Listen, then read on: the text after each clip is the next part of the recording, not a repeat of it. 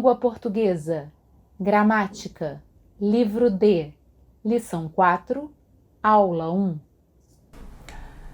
Olá, tudo bem com vocês?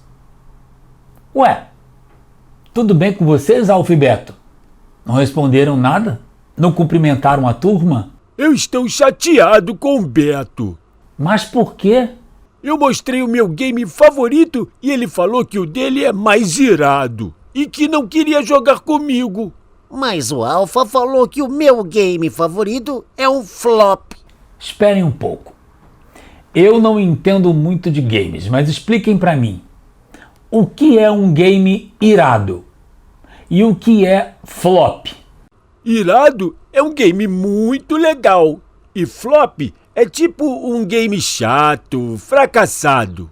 Ah, entendi. Obrigado pela pequena aula sobre o mundo dos games. Bom, parece que cada um prefere o seu game, certo? Certo. Que tal se cada um respeitar a opinião do outro? Vocês são ótimos amigos. Não precisam concordar em tudo. O Alfa segue achando que o seu game é irado. E o Beto acha que é o dele. E a gente pode jogar junto só de vez em quando, Beto. Vamos? Vamos. Ótimo. Eu aprendi um pouco sobre games com vocês. E vocês seguem amigos, cada um respeitando a opinião do outro. Conversando, trocando ideias, a gente se acerta e ainda aprende. Muito bom, pessoal. Hora do dever de casa. Correção do dever de casa. Vocês tinham que fazer os exercícios 8, 15 e 16. Vamos começar pelo 8? Bom, nós fizemos a questão A na aula anterior. Agora vamos corrigir as demais questões. Todas elas são sobre sinais de pontuação. Para responder, vocês tinham que reler o texto do livro que ensina a fazer a panela de papel. Alfa, mostre para a turma como você fez a questão B. Vamos ver como Alfa respondeu. Copie do texto uma frase com um ponto de exclamação que expressa satisfação, expressa uma advertência, aviso, e propõe um desafio ao leitor. Então precisamos de frases com exclamação. Não vale frase sem a exclamação. Mas é uma única frase ou são frases diferentes? São frases diferentes. Uma que mostra satisfação, outra que expressa uma advertência e uma terceira que propõe um desafio. Que frases você encontrou com essas características, Alfa? Vamos ver uma a uma. Frase que expressa satisfação. Pois nós aqui da redação da CHC, Ciência Hoje das Crianças, não só vimos, como fabricamos e testamos. Por que essa expressa satisfação? Parece que o pessoal da revista Ciência Hoje das Crianças está orgulhoso por ter fabricado e testado a própria panela. Vejam o que eles falam. Não só vimos, como fabricamos e testamos, com exclamação no final. Estão eufóricos. Agora vamos ver a segunda frase que o Alfa encontrou. Cuidado para não deixar toda a água evaporar. Vocês ficaram em alerta depois de ler essa frase? Tenho certeza de que ficaram. O texto está avisando que é preciso tomar muito cuidado na hora de ferver a água. Senão vocês podem se machucar. Vamos ver a última frase do Alfa. Siga as instruções desse incrível experimento e construa você também a sua panela. Alguém aí ficou com vontade de fabricar a sua panela de papel depois de ler essa frase? Eu fiquei. Por quê? Porque a frase faz um convite. Satisfação, advertência, desafio. Vocês viram quantas coisas diferentes os textos podem mostrar com a ajuda da exclamação? Mas para entender exatamente o que essas frases querem dizer, é preciso olhar com atenção para a pontuação. Se não ler o aviso direito, pode até se queimar. Exatamente, Alfa. Vamos fazer a questão C. C. Copie do texto a informação que está entre parênteses para explicar um significado, dar uma dica. Então, precisamos das informações que fica entre os parênteses. Beto, que frase você encontrou no texto? CHC. Ciência hoje das crianças. Vejam, o Beto até destacou os parênteses em azul para ficar bem claro como é que ele é usado. CHC quer dizer Ciência hoje das crianças. É o nome do site que publicou o texto que ensina a fazer a panela de papel. Viram como os parênteses foram úteis? Eles explicaram o que quer dizer CHC. E a outra frase? Papel glacê lustroso, encontrado facilmente em papelarias. Entendi. A dica mostra onde encontrar facilmente o papel glacê lustroso. É nas papelarias. Boa dica. Os parênteses foram bem úteis de novo. Agora vamos passar para a questão D. D. Procure as aspas e explique a função delas nesse texto. As aspas. Alfa, essa é com você. Frase com aspas. Dobre o cabo em L e com a fita adesiva cole-o no vidro de maionese. Fixe a vela sobre a tampa do vidro. As aspas estão ali, antes e depois do L em azul. Qual é a função delas, Alfa? É explicar que tem que dobrar o cabo como se fosse um L, no formato da letra L, mas tem que ser o L maiúsculo, de letra bastão. Não pode ser minúsculo nem de letra cursiva, senão vai dar um nó no cabo. Boa observação, Alfa. A função das aspas aqui é destacar a letra L na frase, para fazer o leitor lembrar qual é o formato da letra e dobrar o cabo à semelhança da letra L. Muito boa a experiência da panela. Olhem só quantas coisas sobre as palavras nós já aprendemos com ela. Vamos encerrar o exercício. Última questão. Os 2 pontos foram usados 2 vezes com a mesma função. Qual é a função deles nesse texto? Beto, o que você encontrou? 2 pontos. Você já deve ter visto vários modelos de panelas, de alumínio, de aço, de barro e até de vidro. A lista de material é a seguinte: vidro de maionese com tampa, arame fino, porém resistente, papel glacê lustroso, encontrado facilmente em papelarias, fita adesiva, vela. Ali estão os 2 pontos, nas 2 frases, em vermelho. Qual é a função deles, Beto? Depois dos 2 pontos, tem uma lista de coisas. Exatamente. Na primeira frase, é uma lista de tipos de panela, de aço, de barro e por aí vai. Na segunda, é a lista de material, vidro, arame e os demais itens. Viram o que a pontuação correta pode fazer? Agora vamos corrigir o exercício 15. Ele é a continuação do exercício 14 que fizemos na última aula. Era o exercício para completar as frases usando porquê e enquanto. Vamos ver a primeira questão do exercício 15. A. Que tipo de informação você usou para completar as frases com a conjunção porquê? Mas que frases são essas? São as frases do exercício 14. Vamos ver uma delas? Você deve contar com a ajuda de um adulto porque em pouco tempo a água estará fervendo. Aí está o porquê bem no meio da frase. E depois dele, em negrito, está a informação que completa a frase. Agora já podemos responder a questão do exercício 15. Que tipo de informação completa a frase? A gente usa uma explicação. Depois do porquê, sempre vem uma explicação. Depois do porquê vem a explicação. Perfeito. E enquanto? B. Que tipo de informação você usou para completar as frases com a conjunção enquanto? De novo, precisamos rever uma das frases do exercício 14. Vamos lá? Você deve contar com a ajuda de um adulto enquanto a água esquenta. Pronto. Enquanto já está aí. A água esquenta completa a frase.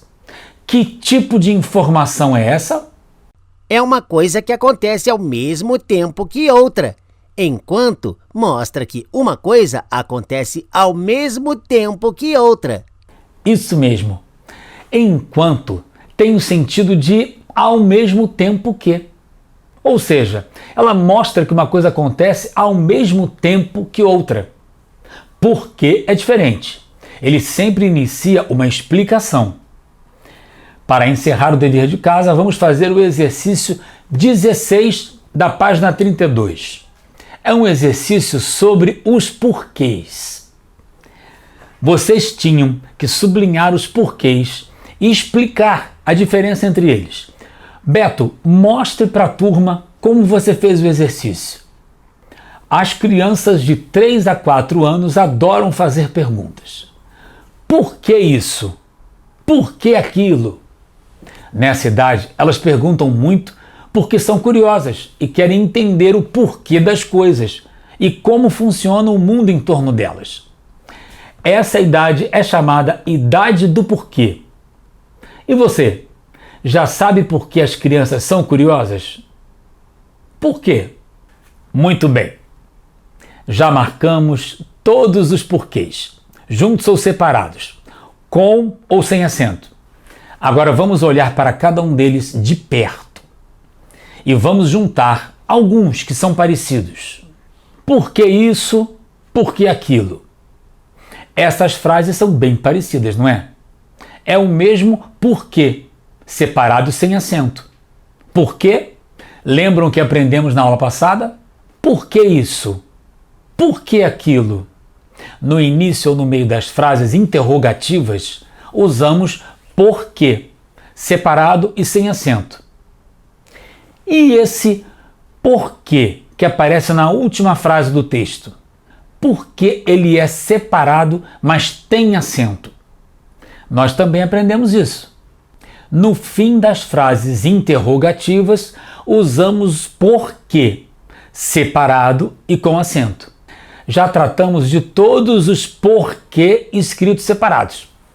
Vamos agora ver aqueles que são escritos com uma palavra só. Nessa idade, elas perguntam muito porque são curiosas e querem entender o porquê das coisas e como funciona o mundo em torno delas. Vamos ver o primeiro porquê. Nessa frase, o porquê inicia uma explicação. O que vem depois dele é uma explicação? Então esse porquê é uma conjunção. Ele junta a explicação ao resto da frase.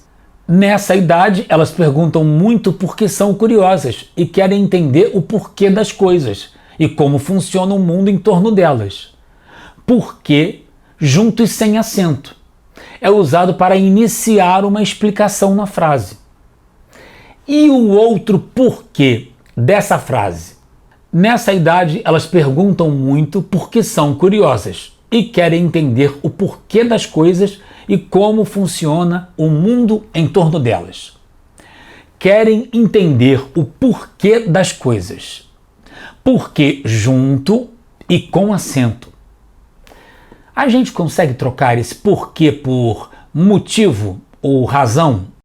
Nessa idade, elas perguntam muito porque são curiosas e querem entender a razão das coisas e como funciona o mundo em torno delas.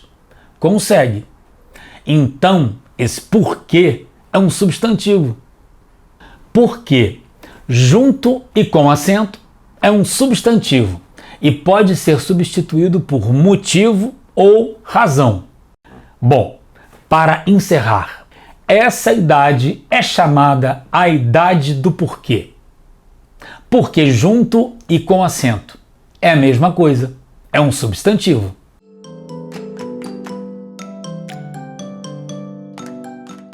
Vocês já leram o texto que abre a lição 4 do nosso livro? Dá água na boca. É uma receita diferente. Não tem as quantidades dos ingredientes. É um poema, na verdade, que fala sobre como se faz o pão. É uma mistura de receita e poesia. Vamos olhar para algumas partes do texto? Misture o fermento com a água morna. Misture o fermento e a água morna. O que muda de uma frase para outra? Saiu a palavra com. No lugar dela entrou o e. E entrou no lugar de com. O sentido das frases é o mesmo ou mudou de uma para outra? Acho que é o mesmo. É sempre fermento mais água morna misturados. Vamos ver outras frases parecidas com essas. Quero café com açúcar. Quero café e açúcar. De novo, qual a diferença entre uma frase e outra? É a mesma coisa, trocou com por e. E agora, o sentido das frases é o mesmo ou é diferente? Ficou diferente. Em café com açúcar, parece que o café e o açúcar já estão juntos na xícara, igual meu avô toma de manhã. Mas em quero café e açúcar, parece que a gente quer os dois separados, uma xícara de café e o pacote de açúcar. Café com açúcar é como se fosse uma coisa só, não é? Quando eu falo quero café e açúcar, é como se dissesse quero café e quero açúcar. Quero café com açúcar. Quero café e quero açúcar. E quais palavras fazem as frases ficarem tão diferentes? E com. Tudo por causa deles. Sim, são as palavras diferentes que permitem a gente escrever e falar coisas tão diferentes. Essa é a riqueza da língua. Senão, a gente não conseguia dizer café com leite ou café e leite. Como é que a gente ia dizer o que quer quando chega na padaria? É verdade, não teria como dizer que quer uma coisa ou outra. Já que vocês já entenderam que é importante usar e com direito, vamos encarar agora um desafio. Nós vamos ler as frases escritas de dois jeitos. Um usando com e outro usando o e. E vocês vão dizer se as frases têm sentidos diferentes ou iguais. A. Compre pão e manteiga. Compre pão com manteiga. Então, sentidos iguais ou diferentes? Diferentes. Comprar pão e manteiga é como comprar um saco de pão e um pote de manteiga. Comprar pão com manteiga é comprar o pão já com a manteiga no miolo, igual eles fazem na padaria. B. Adicione fermento e água. Adicione fermento com água. Acho que o sentido é o mesmo. Vai ser sempre fermento mais água misturados. C. Nós fizemos bolo e sorvete. Nós fizemos bolo com sorvete. Esse é bem diferente. Na primeira linha, a gente fez duas sobremesas, bolo e sorvete. Vamos para as próximas frases. D. Sei fazer pão e creme de uva. Sei fazer pão com creme de uva. Eu gosto de pão e de creme de uva. Mas juntos deve ficar horrível. Eca! Entendi, Beto. Mas as frases têm sentidos iguais ou diferentes? Ah, as frases são diferentes. Dê um abraço e carinho. Dê um abraço com carinho. Na primeira frase, é como se eu dissesse: dê um abraço e também dê carinho. Na segunda frase é diferente. Dê um abraço com carinho. É para dar um abraço carinhoso. Os sentidos das frases são bem diferentes. F. Tenha paciência e amigos. Tenha paciência com amigos. Aqui os sentidos são bem diferentes também. Na primeira frase, é para ter duas coisas: ter paciência e ter amigos. Na segunda frase, é para ser paciente com os amigos, para não brigar com eles.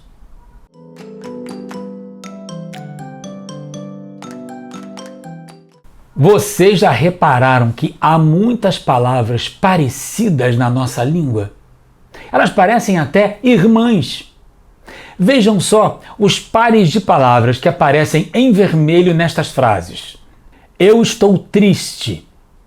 Preciso espantar a tristeza. O poeta é alegre. Ele vai espalhar alegria. Essa menina é um doce. Ela enche a casa de doçura. Viram? Uma vermelha e a outra azul, da mesma frase. Triste, tristeza. Alegre, alegria. Doce, doçura. Se essas palavras não são irmãs, elas são primas. Elas são parecidas mesmo. Mas será que elas são todas do mesmo tipo? Será que são todas adjetivos ou substantivos? Vamos olhar as frases novamente. As palavras em vermelho mostram qualidades de pessoas nas frases. Vejam as setas. Triste mostra uma qualidade do pronome eu. Alegre mostra uma qualidade do poeta. E doce mostra uma qualidade da menina. Então vocês já sabem muito bem o que são as palavras em vermelho. São adjetivos. Adjetivos. E as palavras em azul? São substantivos. A tristeza, a alegria, a doçura.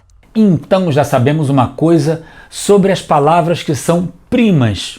Como disse o Beto: adjetivo, substantivo. Triste, tristeza. Alegre, alegria. Doce, doçura. Algumas são adjetivos e outras são substantivos. Mas qual será que veio primeiro? Triste ou tristeza? Alegre ou alegria? Doce ou doçura? Como é que uma se transforma na outra? Algum palpite? Eu não sei, mas se a gente pega triste e coloca umas letras no final, vira tristeza. Excelente palpite, Alfa. Vamos ver se isso funciona para as demais palavras. Adjetivo, substantivo. Triste, tristeza. Alegre, alegria.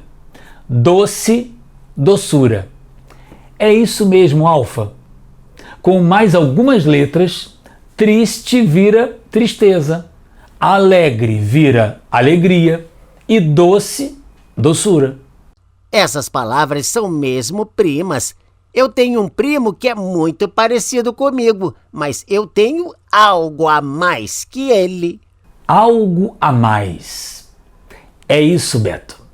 Esses substantivos têm algo a mais do que os adjetivos. O que é? São os sufixos. Sufixos são sequências de letras colocadas no final de palavras. Juntas, elas formam uma nova palavra. Então já sabemos como pegar um adjetivo e transformar ele em um substantivo. Tem que pegar o adjetivo e colocar um sufixo no final. Triste mais o sufixo eza igual a tristeza.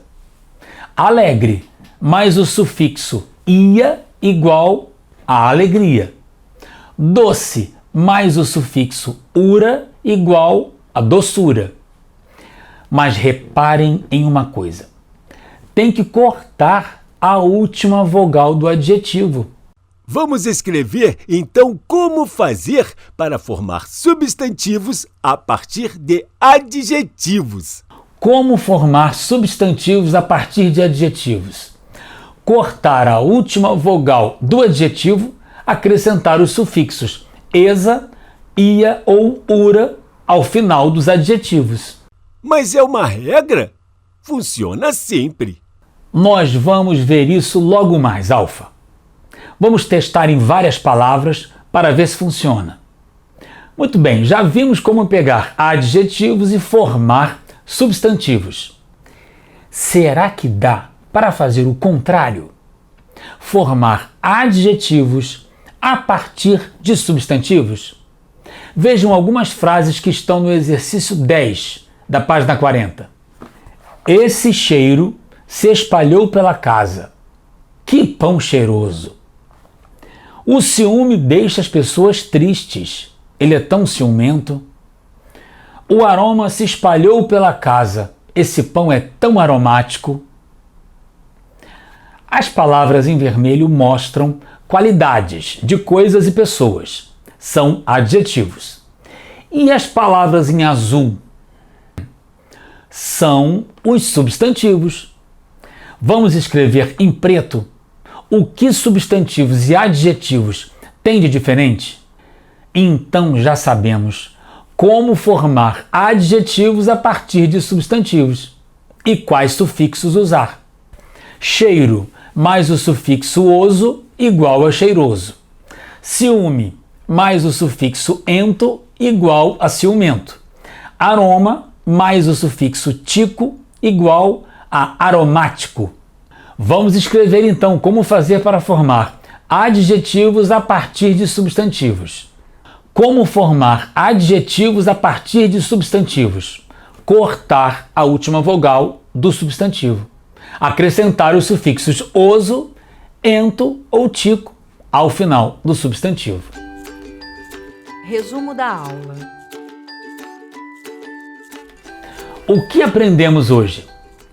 Aprendemos a usar os conectivos e com. Os conectivos ligam palavras na frase. Em algumas situações eles podem ter exatamente o mesmo sentido. Nesses casos, tanto faz usar um ou outro. Mas em outros casos, muda totalmente o sentido da frase. O melhor exemplo talvez sejam estes. Quero pão e manteiga e quero pão com manteiga. Se você falar isso quando for à padaria, vai ter respostas bem diferentes. Se falar quero pão e manteiga, vai sair de lá com um saco de pão e um pote de manteiga na mão. Mas se disser quero pão com manteiga, vai ganhar na hora um pão delicioso com manteiga no miolo. Aprendemos também como formar adjetivos a partir de substantivos. E também o contrário, substantivos a partir de adjetivos. Nos dois casos é preciso usar os sufixos. Os sufixos são sequências de letras colocadas no final do adjetivo ou do substantivo. Dever de casa. Como dever de casa, vocês precisam fazer os exercícios 9, 10 e 14. Nos exercícios 9 e 10, as questões F e G. As demais já foram feitas na aula de hoje. Nos vemos na próxima aula!